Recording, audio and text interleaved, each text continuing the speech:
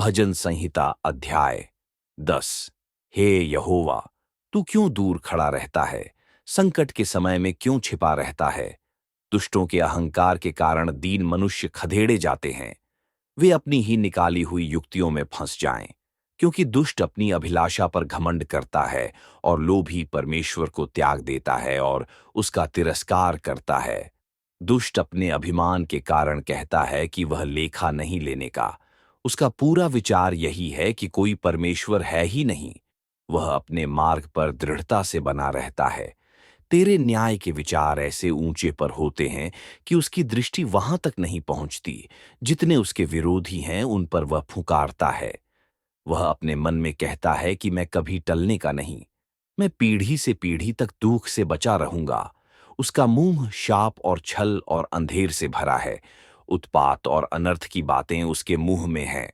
वह गांवों में घात लगाकर बैठा करता है और गुप्त स्थानों में निर्दोष को घात करता है। उसकी आंखें लाचार की घात में लगी रहती है। जैसा सिंह अपनी झाड़ी में, वैसा ही वह भी छिपकर घात में बैठा करता है। वह दीन को पकड़ने के लिए घात लगाए रहता है। वह दीन को अपने जाल में फंसाकर घसीट लाता है, तब उसे पकड़ लेता है। वह झुक जाता है और वह दुबक कर बैठता है, और लाचार लोग उसके महाबली हाथों से पटके जाते हैं। वह अपने मन में सोचता है कि ईश्वर भूल गया। वह अपना मुंह छिपाता है। वह कभी नहीं देखेगा।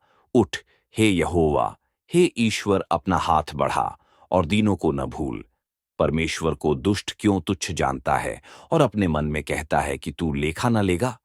तूने देख लिया है, क्योंकि तू उत्पात और कल्पाने पर दृष्टि रखता है, ताकि उसका पलटा अपने हाथ में रखे। लाचार अपने को तेरे हाथ में सौंपता है। अनाथों का तू ही सहायक रहा है। दुष्ट की भुजा को तोड़ डाल और दुर्जन की दुष्टता को ढूंढ ढूंढ कर निकाल, जब तक कि सब उसमें से दूर न हो जाए। यहोवा अनंत काल के लिए महाराज है। उसके देश में से अन्य जाति लोग नाश हो गए हैं।